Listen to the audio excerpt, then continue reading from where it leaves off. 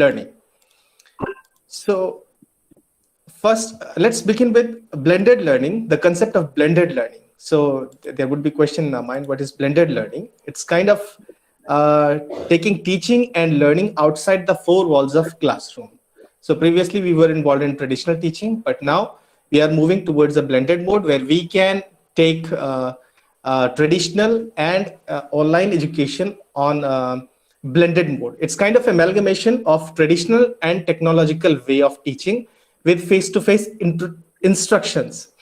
And it's student centered also. It's very flexible and easy to access. Children who are at home, students who are at home, they can also access their online learning situations. Okay, well, there is a question, why should we go on to blended mode of learning? So the answer to this question is uh, we are adjusting to the situation like COVID. So during past 2 years, we have been locked at our homes. And in such kind of situation, we need this process to go on. So to upgrade teaching, learning, and optimizing learning opportunities also, we need blended learning. And to adapt to the futuristic education, the world, those developed countries, they are far ahead of us. They have already moved into this concept, but we are now just stepping out. So to adapt to the futuristic education, we need to go into blended mode of learning. And fourth thing is that competing on global levels, we need to opt for this blended learning. So for this, let's give me a brief overview of this blended learning. It's of different kinds, like face-to-face driver, flex, labs, self-blended, online driver, and there are many more. I don't want to discuss on that, but it's just collaboration of traditional and the online teaching learning process. And this is what we have studied. So we are living in semi-urban area of Srinagar Garhwal, which is a small town in the district Pauri Garhwal. And we have around 15 teaching learning institutes here. And from those institutes, we have selected three institutions, two schools and one university. So we have different stakeholders who are responding to our questionnaire sent online. And these two stakeholders include teachers, students, and parents. So a kind of 104 stakeholders we had as a sample. And at the same time, for qualitative analysis, we had B.Ed final semester, 6 students from B.Ed final semesters, those who are engaged in internship nowadays. And plus we had M.Ed final semester students, they were 10 in numbers. So for qualitative analysis, we had these two focus group discussions. So what are the results? You may be worrying, the results are on your screen. So that's really amazing. We find that stakeholders, parents, teachers, and students, there was no significant difference in their inclination towards assimilation and accommodation for blended learning. So all have same kind of perception. They all are inclined to adapt this mode of learning. And on the basis of locality, there was no significant difference. Locality we had divided into three parts: urban, rural, and semi-urban. So on the basis of locality also, there was no significant difference. On the basis of economic status included those who earn from up to 25,000. Then another slab was from 25,000 to 75,000. And lastly, those who were earning above 75,000. So on the basis of economic status also, there was no significant difference. And at the same time, on the basis of educational qualification, there was no significant difference. So those learning in schools and those at graduation level and post-graduation level, these were the three categories. And the analysis was done through ANOVA.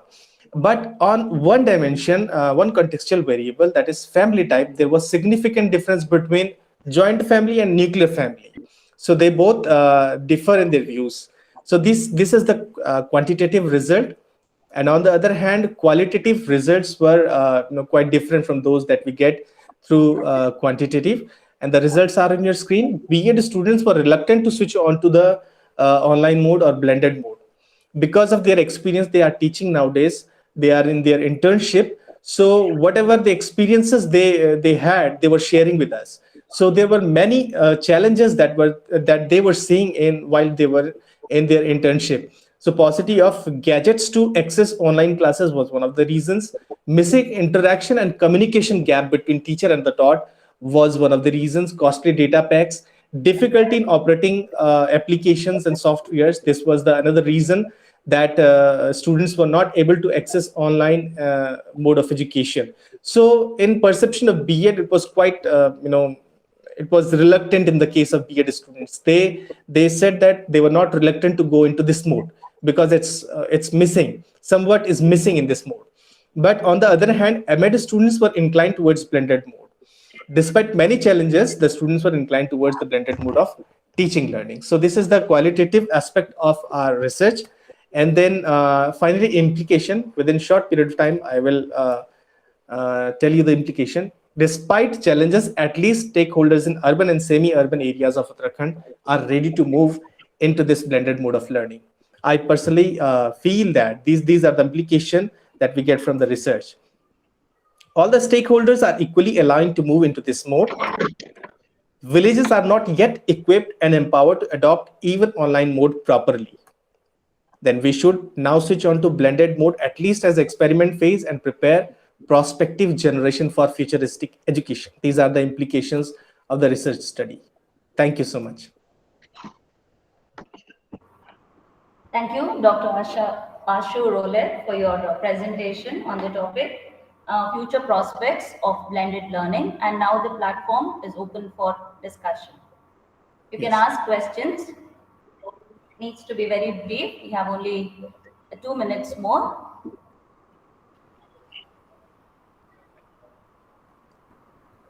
Only 1 or 2 questions will take. Okay, ma'am?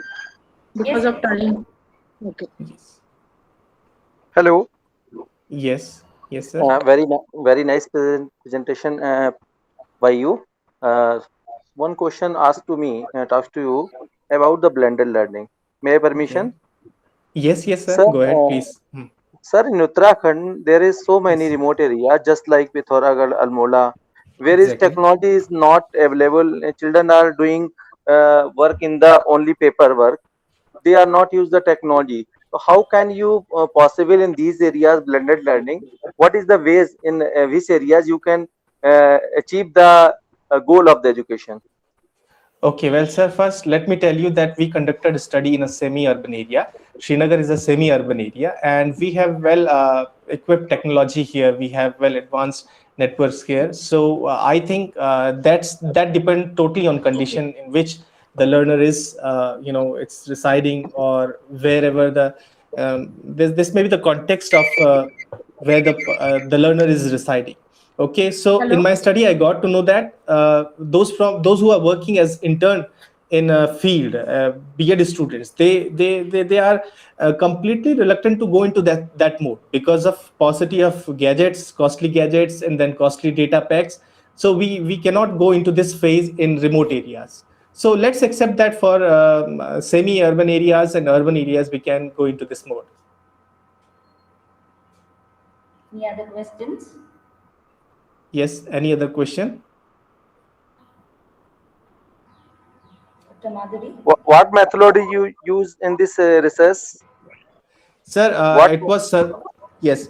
We use survey design and then focus group discussion for qualitative analysis. Okay, thanks. Thank you, sir. Any other questions? Dr. Ashu, I have one question here. What was your tool of measurement?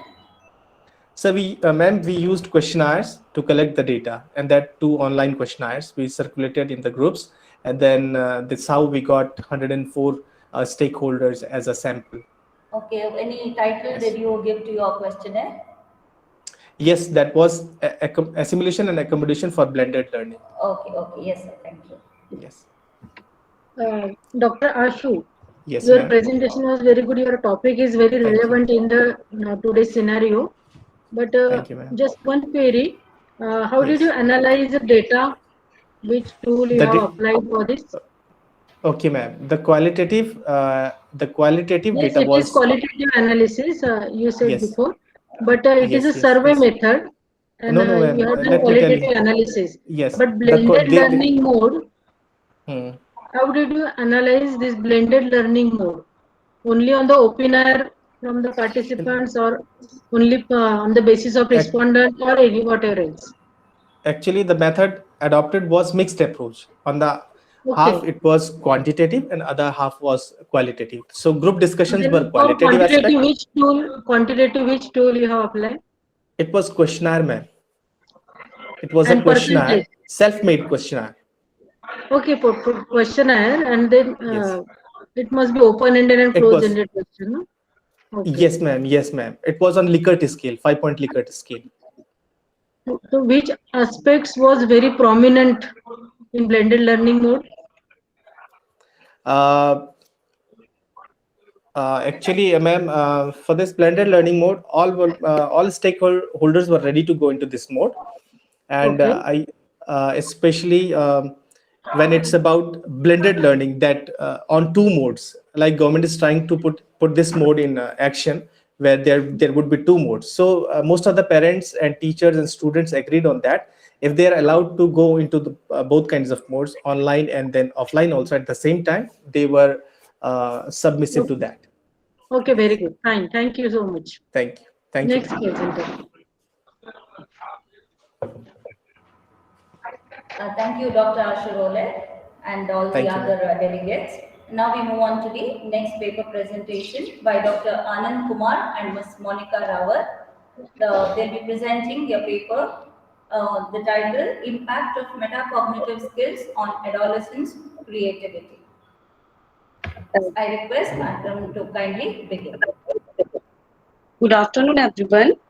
Respected Chairperson, Dr. Madhuri Sabe ma'am, Dr. Shamila ma'am, and all my dear participants. My name is Monica Rawat. I'm a research scholar from SGRR University. My topic of presentation is Impact of Metacognitive Skills on Adolescents' Creativity. And here's my presentation. In 21st century, metacognitive skills are essential for adolescents to cope up with present and new situations.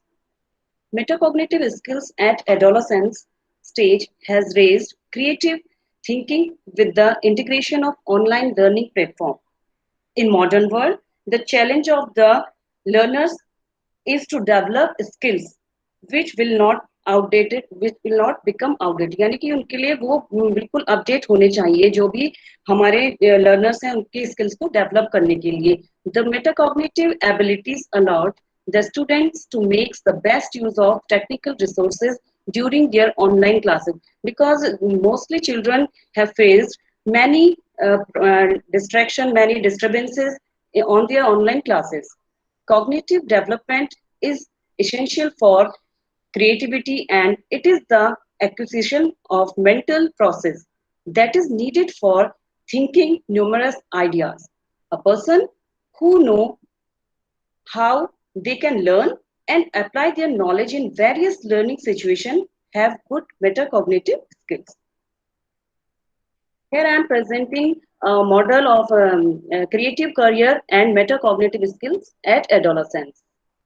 At adolescent stage, the metacognitive skills looms very increasingly order. At the stage of adolescence, creative imaginations emerges and they infused with thinking in concept. A concept is fully formed when adolescents can use it in their own word successfully. When adolescents have good metacognitive skills, then they performed well and their creativity enhanced naturally.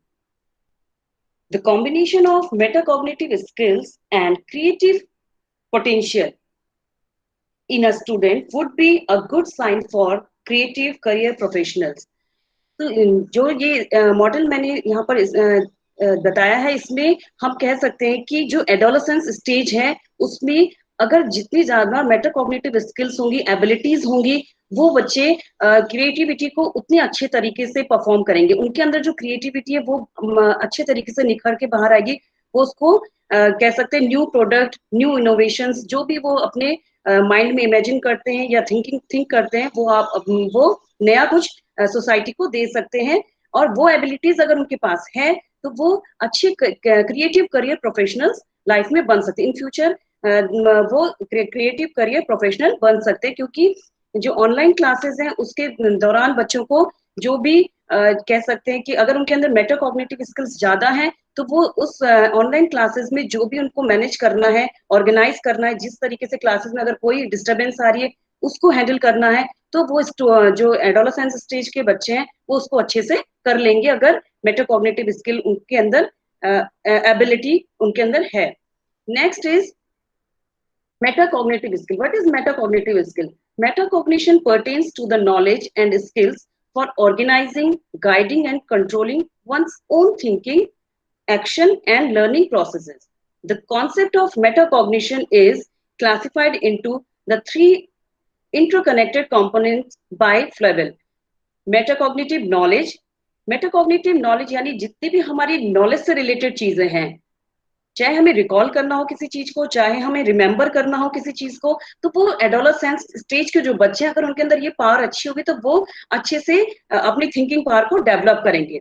Metacognitive experiences यानी जो भी चीजें हमने knowledge, जो भी हमने knowledge earn किया है उसको हम कितना यूज कर रहे हैं, कितना एक्सपीरियंस है हमें उन नॉलेज का।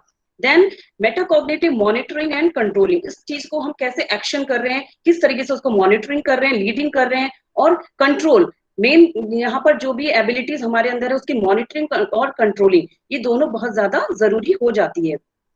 Next, creativity, the capacity of an individual to create an entirely new or novel idea or object, or by the reshaping of what is already known. Creativity refers to the ability to create something new and has some value for the human being. Creation is an expression of the inner state of the creator. It is inner potential which influences human creativity in almost all fields of life. Now, I have a review of related literature. I have reviewed more than 25 research papers related to above article. Review of related included chronological analysis of research papers. Some of the latest studies highlights the creative ideation, thinking, competency towards desired career. Now I am coming up my conclusion. Above review explain the positive impact of metacognitive skills on adolescents' creativity. Metacognitive skills encourage creative thinking and play a modest role in creative performance. Well-developed metacognitive skills are positively affect the creativity of adolescents. Many previous studies reveal that metacognition is an important ingredient of creative thinking because many of the functions that must be conducted in creation are metacognitive. Creative performance might benefit from metacognitive skills with regard to the knowledge of adolescents' own cognition and regulation of the creative process. Thank you, ma'am.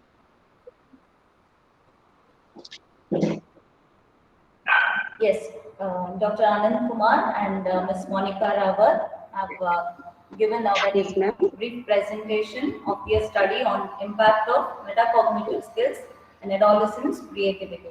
And now the platform is open for discussion. You can ask the participants, can ask questions. Madam, I would like to ask you one question.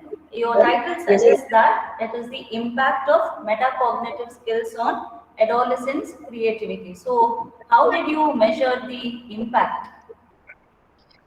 Ma'am, I have studied more than 25 research papers because this is it is an article, not a research paper. So I have studied more than 25 research papers. Then I studied these papers. Then I given my conclusion. And I also feel that the disturbance of online classes, and when their parents were not there, they managed their online classes. So I think the metacognitive skills are very necessary for their creativity and their adjustment in new and current situation and problem solving situations. Yes, ma'am. Thank you. Any other questions from the participants? Dr. Madhavi? Yes, Monica ma'am, your presentation was very good. The topic was very nice. Thank you, ma'am. Cognitive skills. I would like to ask that metacognitive skills, it is useful to create creativity in adolescence. Okay, how it will useful for the teachers? Metacognitive skills are also useful for teachers for their creation, for their new innovations, and to make their teaching effective. It is also necessary for every person, but okay, ma'am. Not only student. How it will useful in blended learning mode? How it is useful blended learning? Ma'am, this metacognitive skills are these skills which are not in our, मतलब जो हम कह सकते हैं कि ये सिर्फ यही नहीं है कि हम सिर्फ इसको क्रिएटिविटी से ही जोड़े, इसको हम और अदर अपनी जो कह सकते हैं परफॉर्मेंसेस हो सकती है उनसे भी जोड़ सकते हैं, क्योंकि जो हमारी अदर परफॉर्मेंसेस है चाहे वो ब्लेंडेड लर्निंग हो उसमें भी वो यूजफुल है. My last question, you have categorized the metacognitive skills, metacognitive knowledge, and metacognitive experience. Yes. Can you give me one example? These all three aspects are cover skill, knowledge, and experience. Okay, ma'am. मैं कह सकती हूँ कि जैसे students को computer की knowledge है, वो नॉलेज गेन कर रहा है, स्टूडेंट टीचर के थ्रू नॉलेज गेन कर रहा है या कहीं से भी कंप्यूटर की नॉलेज है, बट उस नॉलेज को वो कैसे यूज कर रहा है, कैसे उसको यूटिलाइज कर रहा है, तो वो जब उसको अप्लाई करेगा कंप्यूटर को, जब वो ऑपरेट करेगा तब वो उसको अप्लाई कर रहा है. नेक्स्ट देन वो मॉनिटरिंग एंड कंट्रोलिंग कि किस टाइम पे उसे किस कंप्यूटर के ऐप की जरूरत है, किस टाइम पे उसे ऑनलाइन क्लासेस में किस चीज की जरूरत हो रही है, स्क्रीन शेयर की जरूरत है तो वो स्क्रीन शेयर करेगा. नाउ कंट्रोलिंग एंड मॉनिटरिंग एक पार्ट है जब हम सब कोई भी चीज सीख जाते हैं. Okay, very good, Monica. Very good. Very nice. Thank you so much. Thank you. Next presenter, please. Yes, ma'am, I am present. Yes, we have the next presenter, Dr. Nishta Rana and Mrs. Parvinder Kaur, presenting the paper on the title, Effect of Flipped Learning on Academic Achievement of Student Teachers. Dr. Nishta Rana, I request you to present your paper. Okay, very good afternoon, dignitaries, my co-participants. My topic is Effect of Flipped Learning on Academic Achievement of Student Teachers. And I am Dr. Nishta Rana with my scholar, Mrs. Parvinder Kaur, presenting this topic here in this international conference. And at the outset, I would like to say that Dr. Ashu Rollett has built some base before my presentation, so I'll move quickly. So I'll start with what is a flipped classroom, basically, or flipped learning. It is one of the models or one of the approaches of blended learning in which the actual learning, otherwise what happens in traditional classroom teaching, that teacher teaches in the face-to-face mode in the classroom and then give home assignment, and student do the home assignment after the class. But in flipped classroom model, teacher prepare a video lesson before the class and post it to the students, and student watch it at home, and next day when it is the actual classroom, physical classroom, face-to-face interaction, they discuss about the things which they have watched or studied at home, the content which was shared by the teacher. And it is an instructional strategy, a type of blended learning I have told earlier also, and it aims to increase student engagement and learning by having students complete readings at their home and work on life problem solving during class time. This is the difference we can see traditional and flipped classroom model, and this is the experimental study which we have conducted. So in traditional, lecture is there and then homework activities, and in flipped classroom the lecture is being recorded and it is given to the student to be watched at home, and classroom activities happens later. So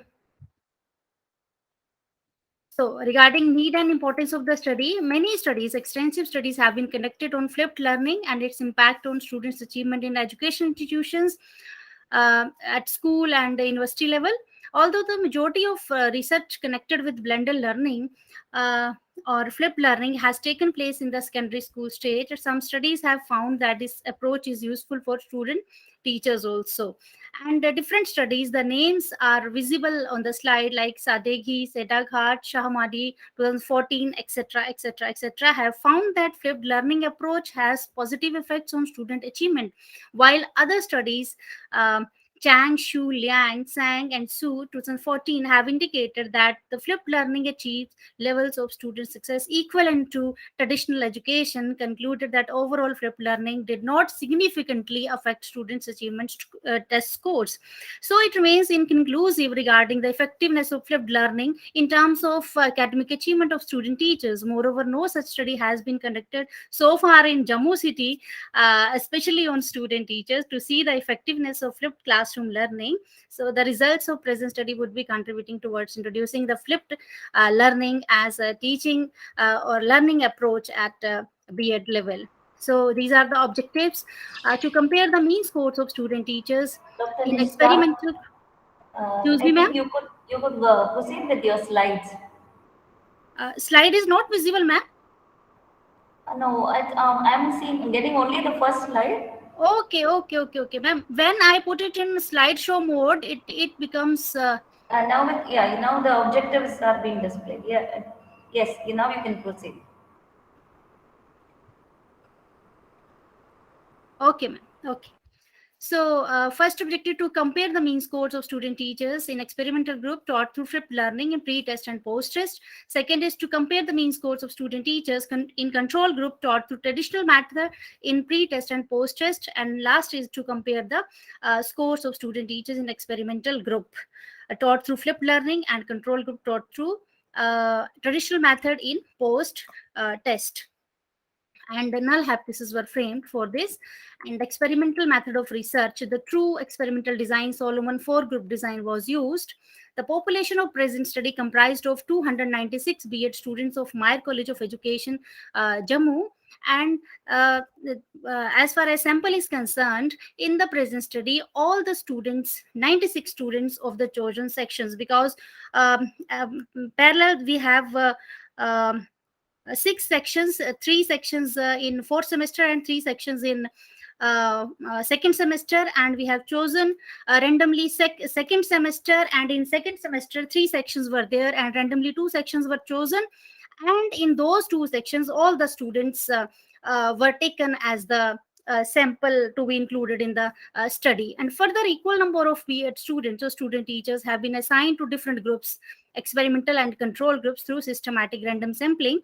The test retest reliability has been established on the final version of the test and was administered to a group of 50 students studying in fourth semester of B.Ed class who were not a part of the experiment.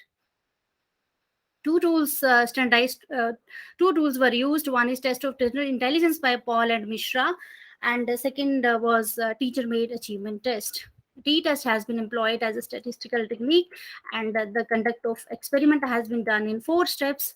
One is administration of test of general intelligence. In the first step, the investigators selected 96 B.Ed students by selecting 2 sections A and B randomly and administered a test of general intelligence by Paul and Mishra 2012 on them. And on the basis of their scores in intelligence test, 96 students were divided into 4 groups, A, B, C, and D. And all of them, they have groups were framed matching their intelligence, matched pair groups they were in terms of their intelligence test scores through systematic random sampling. And in order to check the significant difference, if any, among groups, T-test has been computed. And for all the groups, the scores were not found to be significantly different. So we can say that all these groups were equivalent in their intelligence. Second step, administration of pre-test. In the third phase or the second step, pre-test was conducted on A and C only, and this test was objective type test and administered through quizzes platform. It was administered personally by the investigators on 48 students of groups A and C, and this test was conducted to assess the previous knowledge possessed by the students. And third was the implementing the instructional program, and two instructional methods, namely flipped learning, flipped classroom method, and traditional method, that is lecture method, were adopted for teaching the student teachers or BA students. And groups A and C were taught through flipped learning, and it's group A and B were taught through flipped learning, and C and D were taught through traditional method using regular education material for 1 month. And then administration of post test at the end of this instructional program. The post tests were applied, and here we can see this table shows that these are 4 groups. Here is experimental group E1, E2, control group C1, C2. Pre-test was administered on A and C, and post test was administered on all the groups. And independent variable, you can see A and B were taught through flipped learning, and C and D were taught through traditional method. And every group has 24 students containing 96 students. So as far as objective 1 is concerned, to compare the scores of student teachers taught through flipped learning, pre-test and post-test, here we can see T value 6.31 shows that the significant difference is there between the scores or mean scores obtained by the students in their pre-test. Yes, sir. Yes, ma'am. Yes, ma'am. Yeah, you have only 1 more minute. Okay, ma'am. Just I am concluding. In objective 2 also we are we see that the T value shows it is significantly different. And in objective 3, I have divided this objective into 2 parts. One is the students who were given pre-test and the students who were not given pre-test. Both the groups were compared for their scores in their post-test, and groups A and C who were given pre-test. Here you can see the significant difference. The students who have been taught through flipped learning, they have achieved significantly higher scores in comparison to the students who have been taught through traditional method. And here you can see that the students who were not given pre-test, both the groups, and here also we can see there is a significant difference between the 2 groups. And from as far as discussion is concerned, already conducted studies, we have a mixed type of studies. So the studies which supported our results are on the first paragraph, you can see on the slide. And as far as education implications are concerned, as we see that flipped learning, as far as our study is concerned, has been come out as a useful method for teaching, and some portion of the syllabus must be recommended to be taught through flipped learning. And as we know that we are students, the future teachers, teacher training program should be initiated, and they should be trained to use blended learning or flipped learning or other models of blended learning. And also teacher educators should be trained through refresher courses or other teacher training programs for the effective use of flipped learning. And flipped learning model also contributes to the individual by making them lifelong learners, because they become independent learners when they study at home on their own. The habit of lifelong learning develops among them, and they can learn continuously anytime, anywhere outside the school, in their professional lives, by acquiring self-directed learning skills. Karatis and Parisi also said like this. And especially in corona pandemic, we see that the rise of online education is there, so it will be easier when we return to normalcy. We can see that we have some part of such type of blended. Madam, they stopped the presentation. Yeah. Okay, these are the references. Thank you very much, ma'am. Now, Thank you very much. So Dr. Nishta has presented her paper on flipped learning on academic achievement of student teachers, and now the platform is open for discussion. Any questions to the paper presenter could be more specific, even answers could be more specific.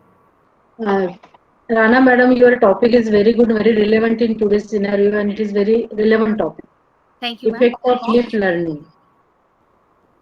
So, but as per my research knowledge concern, your objectives was not properly framed in your research.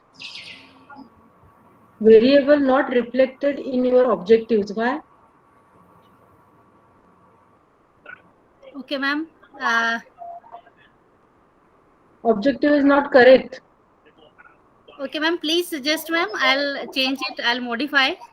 You after you will discuss with your concern, but it is not correct to compare the mean score of student teachers. It is not the objective.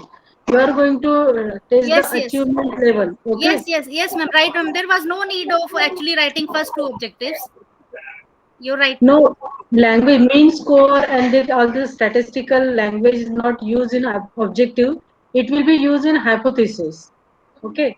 Objective variable should be reflected in objective. That is my suggestion for you. Okay, ma'am. You read book of research methodology. Right. So it is pre-test, post-test is not the objective. Better Right. way you have to write the two, find the existing status of the teaching learning methodology. What teaching methodology you are going to use in the particular subjects. Then you have to use the flipped learning method. Then you check their performance or achievements. Yes, ma'am. Yes, This ma'am. will be You mean your to say objective. I need to write like Yes. okay to Yes. compare the academic Yes. achievement of students. Right. And you, Fine. you said the flipped Actually, ma'am. learning. Actually, ma'am, Yes. this type of language was modified by Yes. some Not professor, correct. Not because correct. initially it was written like that only, No, no. to compare the academic achievement of students in And on a again, test. you said the flip learning useful for performance.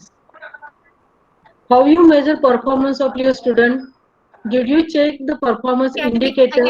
Academic achievement as performance, ma'am. There is difference between achievement and Yes, ma'am. performance. Yes, ma'am. Okay? Yes, ma'am. You're right, ma'am. Performance So is something yes, which is related with psychomotor skills, or when we yes, perform some please take care of all intelligence the test or aspects in yes, research right, and ma'am. do it well. Okay? Yes, ma'am. Fine. Yes, ma'am. But Okay, operationally, we can fine. define that performance is Yes, academic achievement. yes, yes. Right. Right, ma'am. Yes. Thank you, Okay. Dr. Nishta. And Thank you, ma'am. Thank you for your valuable suggestions. We Yes. move on to the next paper presenter, Shikha Goyal, presenting the paper on IT course under National Skill Qualification Framework, NSQF, approach and obstacles. Madam, I request you to continue with your paper. Okay, so my topic is related to the functionality of the blended approach we have been talking about since yesterday.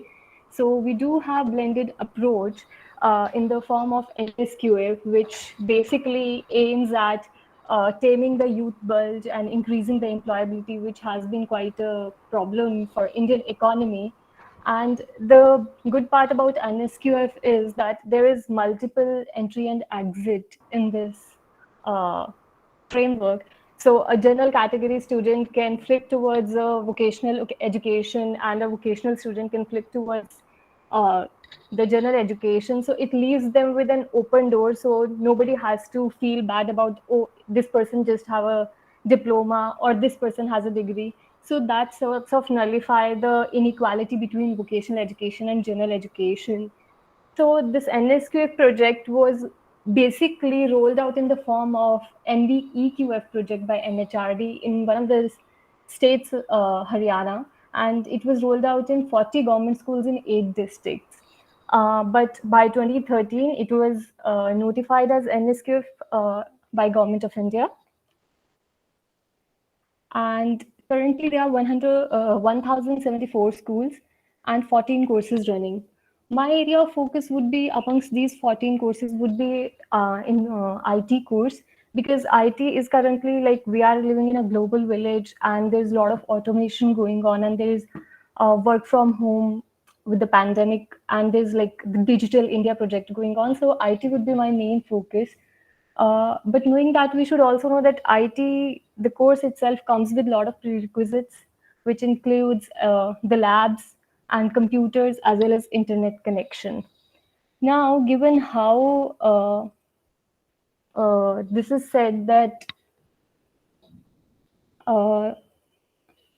government schools have always been in this controversy that where they are questioned for their infrastructure, it would be interesting to see if actually IT courses could be run there, or is it just a rushed up job that the policy was made and nothing was done. So that is basically my area of interest. As I suggested that Haryana was one of the first state where the project was rolled out. So I have taken that as my state, and the districts were one of those, 4 of those districts which were part of the pilot project. And I have taken a batch until 2014 and 15, and only 34 schools had IT courses till then. And I have interviewed principals, and we had questionnaires for vocational teachers as well as students. Students, we took only the +2 students, and here are the results. So the NSQF is supposed to build labs in every school, and as we can see from the chart, 76% of schools definitely had an NSQF lab, but 18% did not have, and 6% were not using it. And 18% did not have lab. Why? Because there was no space of constructing it, or there were inadequate funds, and funds were never allocated, or they were under construction. So, or maybe the school building has been marked for the reconstruction. So that clearly shows that there was certain rushed up job, because if the school doesn't have a space or the funds were not allocated, then why did they even roll out the course in a hurry? Another thing is the schools which had lab, but they were not using it because they said that it was made of fiber. So that raises security concerns, and if rain happens, it starts dipping, and like it is prone to theft. And another thing was, which is the most sad thing, is there were labs, but there were no computers. There were computers sent in initial phase, but later they were taken back, and they were ordered to use the present labs in the schools. So there were a variety of computer labs, ICT, Avron, and Smart Lab. And almost every school had it. But does the having computers is equal to working computer? So next question arises that I am going to analyze it lab-wise.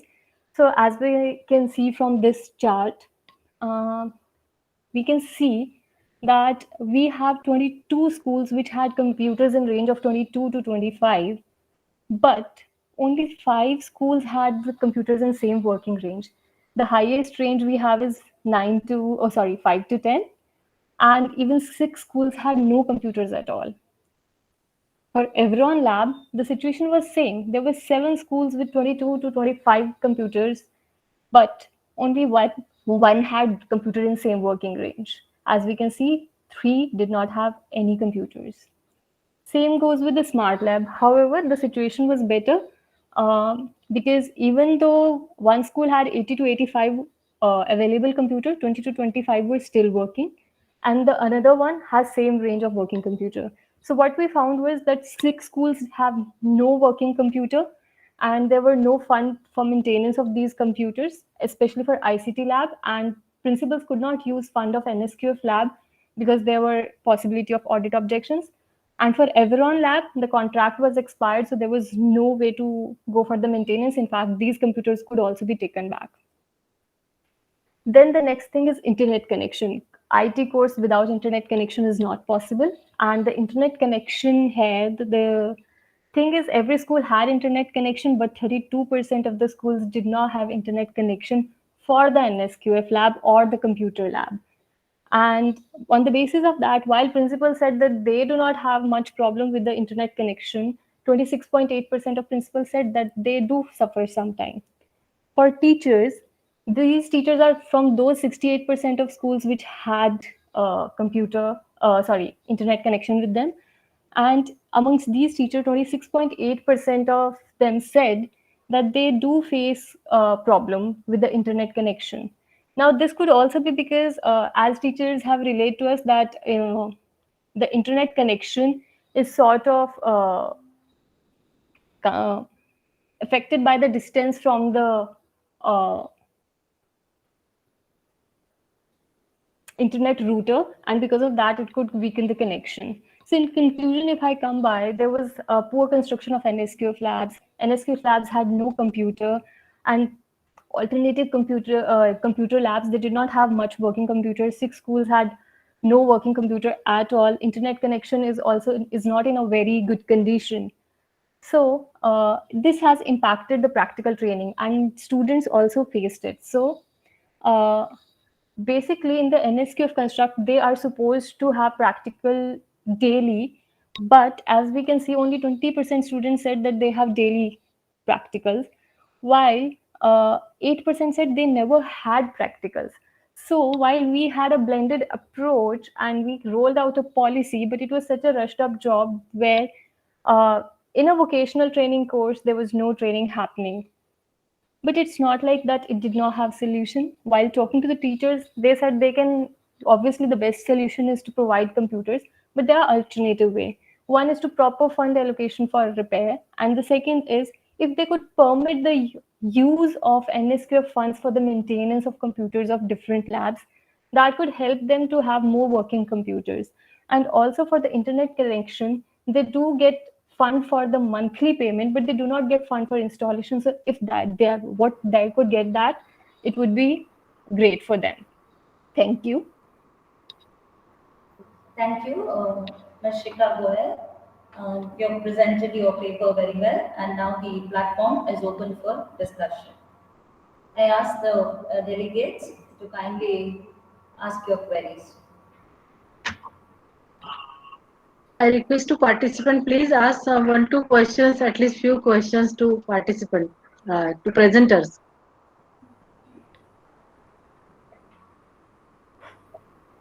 Ma'am, can I ask a question? Okay, fine. Yes, ma'am. Ma'am, can you give me an example of blended learning in today's education, in today's atmosphere? Ma'am, NSQF is definitely an example of blended approach, especially at school level, because NSQF includes general education as well as vocational training, and students get like उनको आपको general education का भी आप एक उन्हें exposure दे रहे हो और वोकेशनल ट्रेनिंग का भी एक्सपोजर दे रहे हो and vocational training is for free it's not like that they are charge separately so I think it's a very good approach however not being rolled out properly. Yes, ma'am. Thank you so much, ma'am. I think that nowadays our all government schools implemented this NSSQ course in all schools. Am I right, ma'am? Ma'am, not all schools as of now. It's just in government schools, and as I said, that it's only in 1074 schools of Haryana. So it's not, especially but slowly and gradually, maybe it will be rolled out. Yeah, especially in government schools. This was a new project implemented by the government because it is a skill-oriented course. Yes, ma'am. Okay, yes, ma'am. That's it. It is very useful for our students. Okay, yes, thank you, ma'am. Thank you, ma'am. Any other questions? Okay. Shikha ma'am, you have highlighted very good topic. And but what is the reason it is only scheme for only for the Haryana? Ma'am, it was not the only scheme for Haryana. Basically, it was one of the states where the project was rolled out, pilot project, because Haryana took interest in it. And even today, I can say that they are in the forefront of running it, while other states are still lagging behind. So, what are the parameters for the establishment of this NSQT lab in school? Ma'am, basically, before rolling out course in particular school, what they check is the infrastructure. For infrastructure, they definitely need to have a space. If they do not have a space, that is what I pointed out, that school does not have a space. You said only government school can apply for this scheme. Ma'am, they were trying to roll out in private schools, but it has not been materialized. It has not been materialized. It's been like the project going on for since 2012, and private schools took interest 4 years ago, but not even a single school has rolled out because there are a lot of prerequisite for it, the equipments it required, because ma'am, I did just one course. There are 13 other courses, as I mentioned, are going on, and they have a very heavy equipment requirement. Yes. And what is the present status of this NSQT? In what terms, ma'am? Nowadays. If it is established in some other school, what is the present status? Ma'am, it is properly running, it is successful or not? Ma'am, I won't say that it is very successful, but I won't say it's a failure as of now, according to whatever I have studied, because I have studied 7 courses as of now. And I would say that the problem is at all levels, that somewhere I feel that authority is not responding to the teachers for the problems they are facing. But at the same time, I also feel that there are teachers who are not willing to take one step forward. And then there are also students who have no idea. They're just taking it for marks. So it's like they're negative from all sides, but they're good from all sides. Thank you, Shikha. You have shared very good information, very valuable information with us. Thank you so much. Yes, we move on to the next paper presenter, TJ Nandini, presenting the paper on role of rural and tribal pedagogy in a cleaning pedagogy of justice. Madam, I request you to continue with your paper presentation. So, as an introduction, fundamentally, the government has tried to attain the national goal of education since the implementation of national policy on education and its modification in 1992. Education, when still seen as a mere term in many parts of India, implementation of NEP will still face numerous challenges. NEP 2020 speaks of universalization of knowledge and 100% enrollment in for students in classroom, which should be implemented in such a way that it shall reach the grassroots level. It was during the pandemic that the disparities were clearly visible. The major part of being less, even it was like an iceberg. The major part was less prominent and hidden. This was the threat. This has threatened the education of many students, especially of those who belong to the remote tribal community. It is high time that we build a proper rural and tribal pedagogy where children belonging to marginalized communities can overcome the hurdles they are facing in the education sector. Now, significance of NEP 2020, the National Education Policy 2020 aims to transform India into an equitable, vibrant knowledge society through universalization of knowledge. Policy that the curriculum and pedagogy of our institution must develop in students a sense of respect towards the fundamental duties and constitutional values bonding with one country and conscious awareness of one's role and responsibility in the creative world. So let me see a few significant changes emphasized by NEP 2020. The policy envisages modifying pedagogical and curriculum restructuring of papers for covering ages from 18, a strong paper ECCE, eradicate learning practices by providing foundational literacy and numeracy through peer tutoring, high quality, enjoyable, and through providing in both schools as well as local public libraries. Schools should be equipped with proper technologically and pedagogically trained teachers and updated technological infrastructure, restoration of teaching profession with advanced training and strengthening teachers, improvement of university colleges, enabling individuals to study one or more specialized areas of interest, or provide optimal dependent and students. So it is the effective implementation of NEP 2020 that is going to decide the future of Indian educational system. So let me come to my main topic, pedagogy of justice in classroom. Classroom is the reflection of our community. It is considered as a miniature society. So are all students treated equally in this miniature society? The emphasis is more on equality and inclusive learning, but the question is to what extent can we blend students with varied abilities, capabilities, capacities, culture, tradition, emotion, intelligence, personality. Teachers are being trained to incorporate students belonging to diverse community, but they fail to put it in practice. Teachers nowadays are focused on completing the portions before exams and preparing students to pass the exam, ignoring or overlooking the actual purpose of education. So under the pedagogy of justice in classroom, let me emphasize pedagogy for ability and interest. Ability varies from child to child. Some abilities are developed from their environment, whereas some from exposure, while some are innate. But unfortunately, education fails both the ability of children.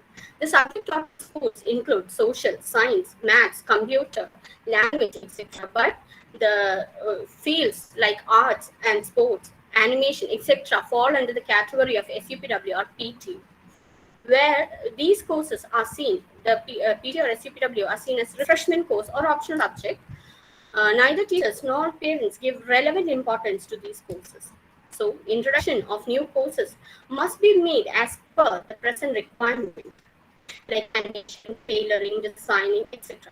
Also, introduction of environment-friendly courses like bee rearing, micro-nursery making, study on herbs and herbal products, etc. will be beneficial for every student, especially to the students belonging to rural, remote areas, as well as tribal community, as they can relate more to the topic of the course. And they can also make use of new technologies and recent innovation in effective and efficient manner. And students understand and treat students understand and treat every job with the of activities given by teachers must also be to bring out the identity and boost the self-esteem of students from different cultures. Let me also emphasize emotional and financial instability. Financial instability is the issue prevailing from since the National Policy on Education 1986 to NEP 2020. The children with financial instability fall under children belong to urban slum area, working children in unorganized sector, children of seasonal laborers, children belong to nomadic culture, forest dwellers, and tribes in remote areas. These children must be provided sufficient attention as well as special economic support. Also, let me also tell about children in classes come from different environment. We all know that. So they belong to different social strata, which determines their emotional stability.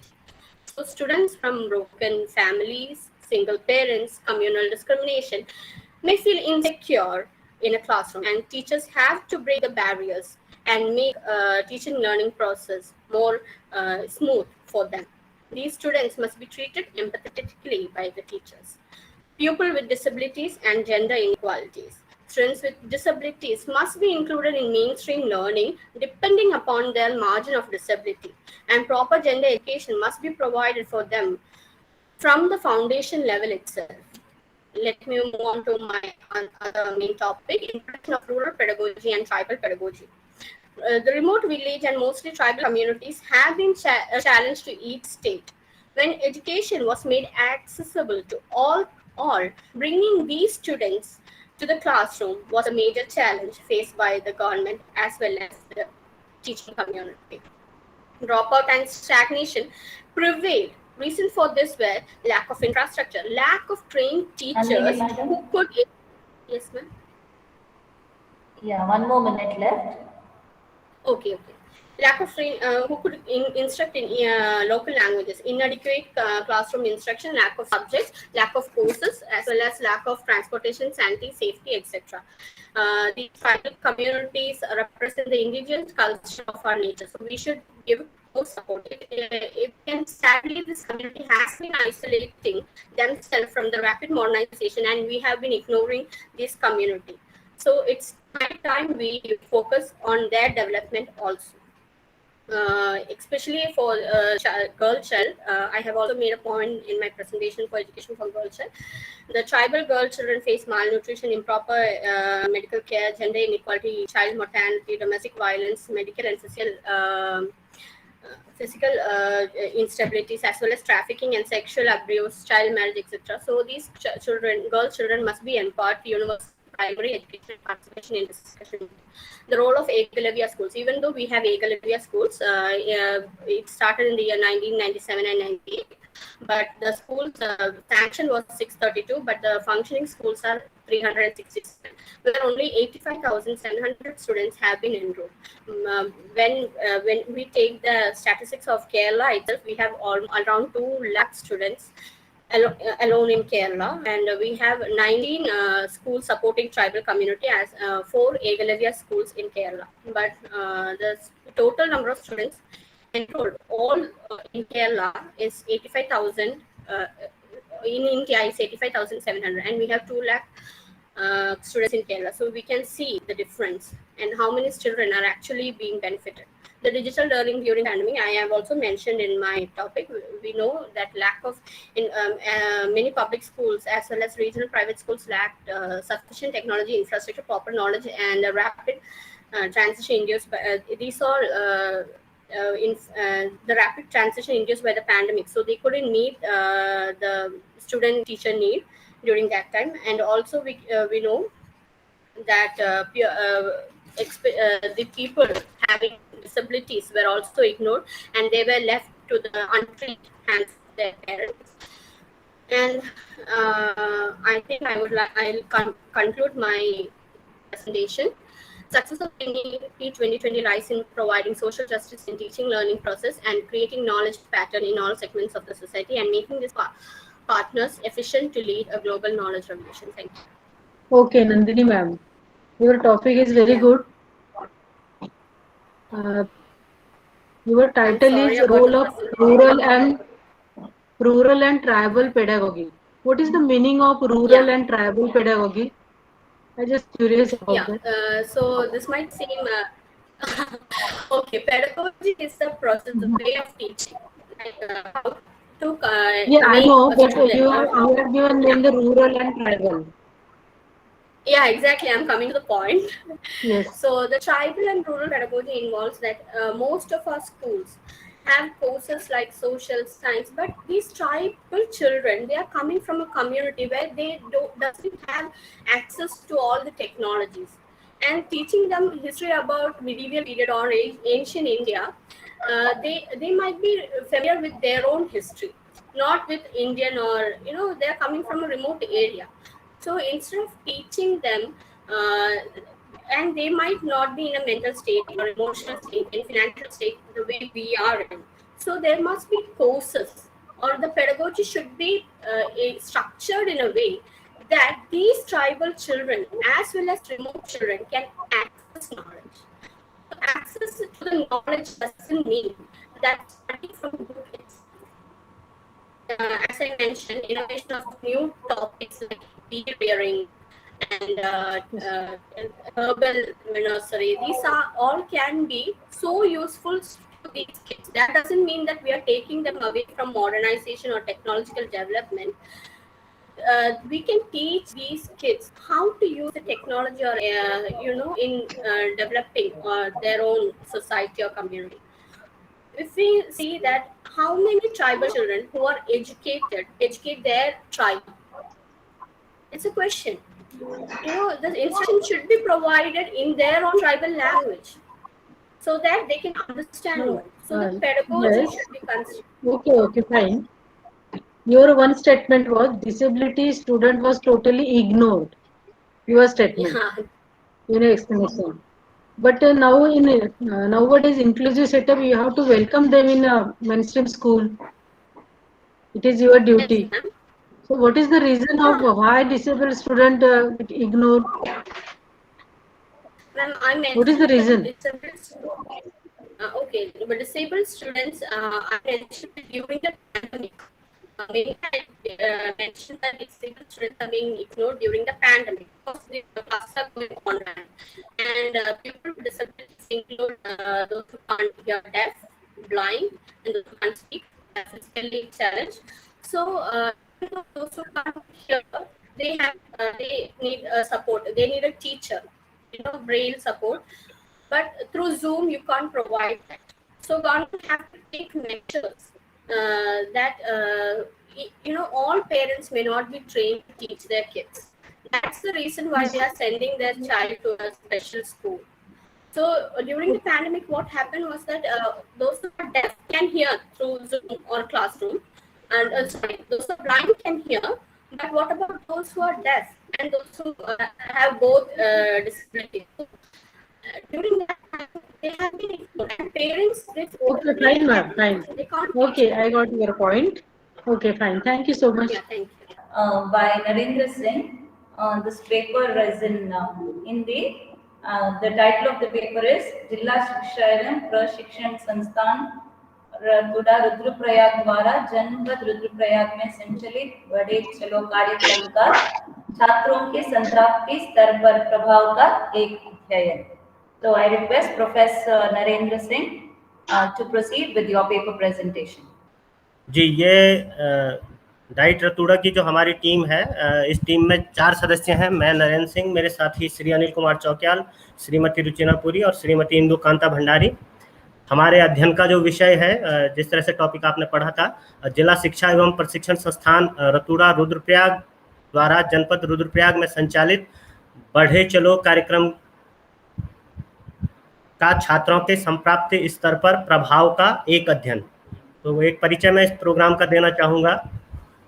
इस programme के अंतर्गत diet रतुड़ा Rudraprayag Jawahar Navodaya Vidyalaya और राजीव नवोदय विद्यालयों के प्रवेश परीक्षाओं की तैयारी के लिए मासिक तौर पर मॉक टेस्ट मासिक परीक्षाओं का आयोजन करता है.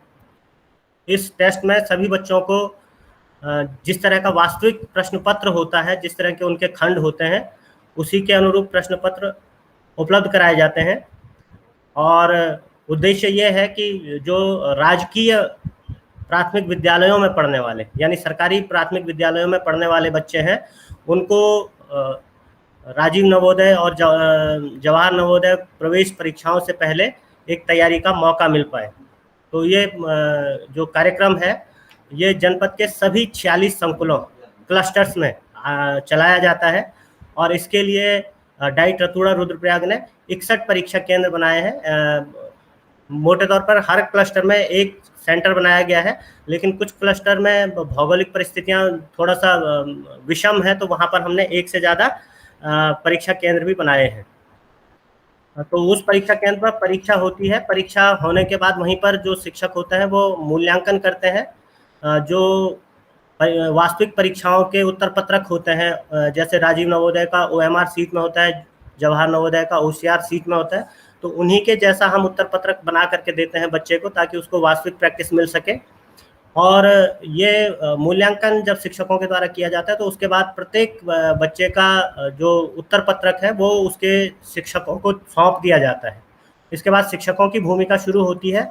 वे बच्चों को सीधे उत्तर नहीं बताते, बल्कि बच्चों ने जो उत्तर दिया है उसके बारे में बात करते हैं बच्चों के साथ और उनसे पूछते हैं कि उनके उत्तर का कारण क्या है।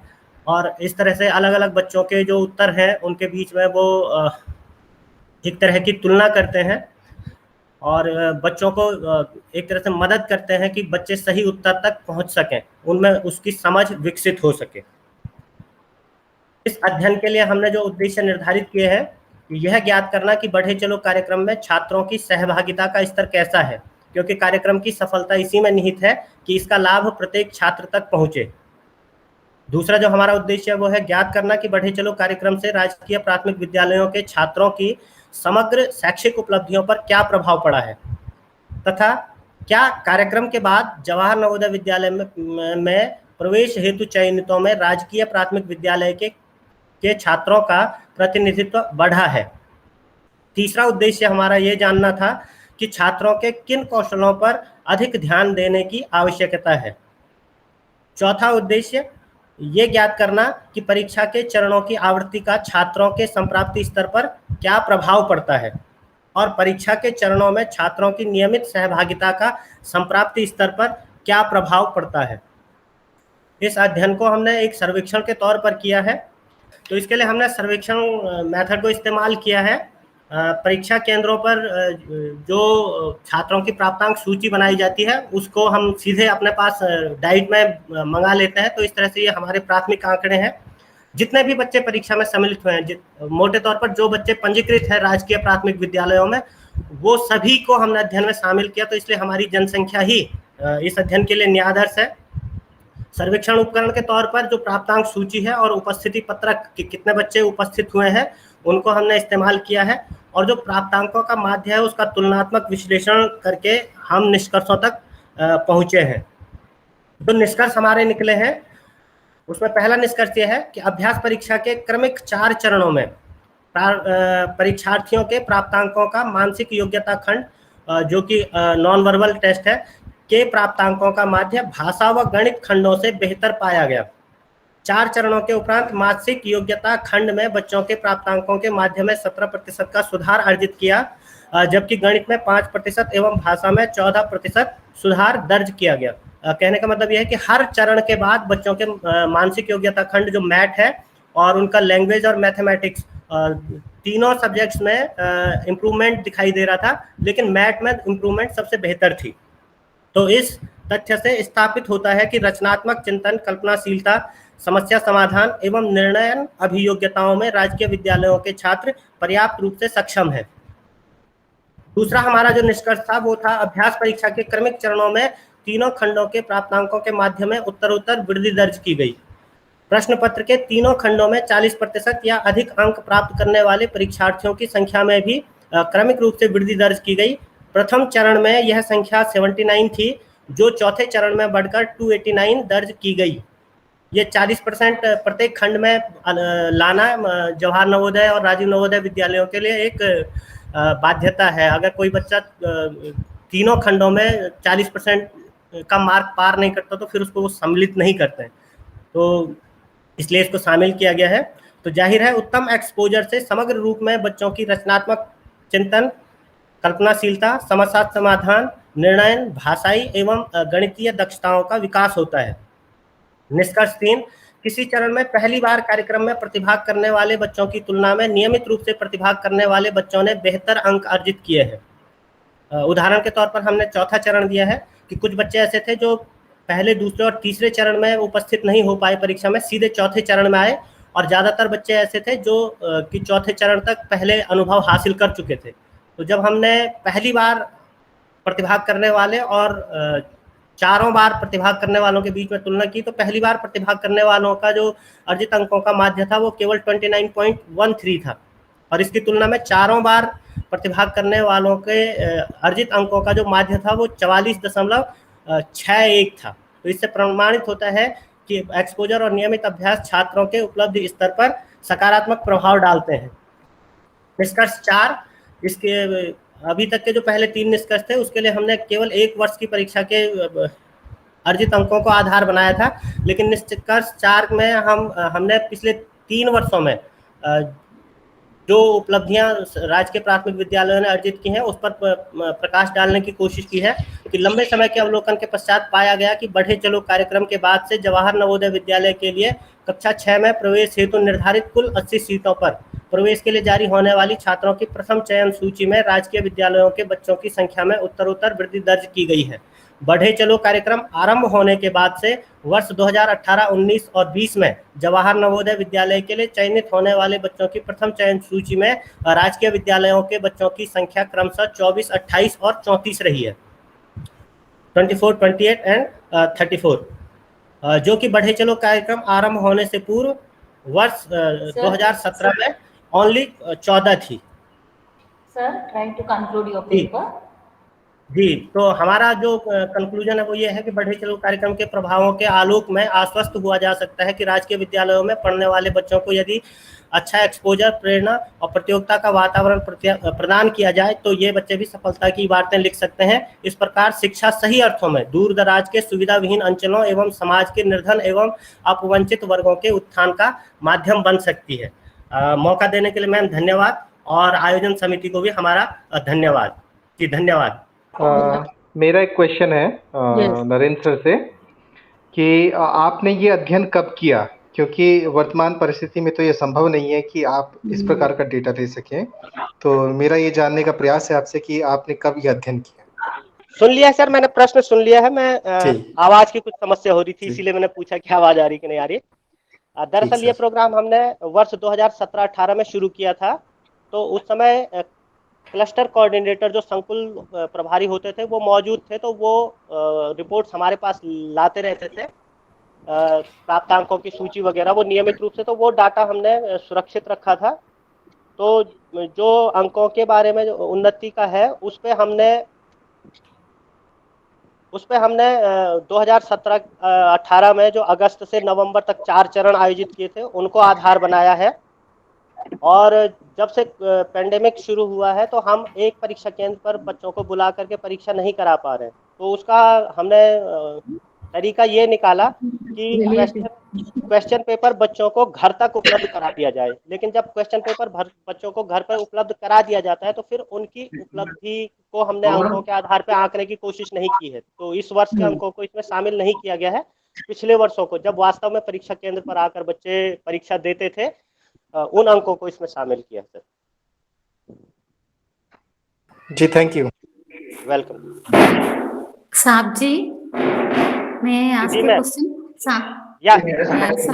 साहब जी, क्या है इस मेथड का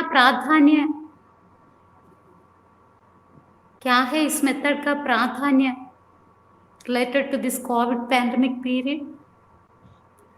मैम आप अंग्रेजी में पूछ सकते हैं, अंग्रेजी में समझ लेता हूँ, बोल नहीं पाता हूँ, तो आप अंग्रेजी में पूछ सकते हैं। ओके सर, धन्यवाद sir. Sir, what is the relevance of this method in today's classrooms? Can you please explain? जो मैंने कहा कि एक्सपोजर अगर बच्चे के सामने हो अलग अलग परिस्थितियों का उसको एक्सपोजर दिया जाए। तरीके कुछ भी हो सकते हैं, जैसे आजकल हम बच्चों को वर्कशीट्स उपलब्ध कराते हैं स्कूल्स में, या फिर वीडियो क्लासेज उनकी होती हैं, या वीडियो कॉन्फ्रेंसिंग के माध्यम से क्लासेज होती हैं।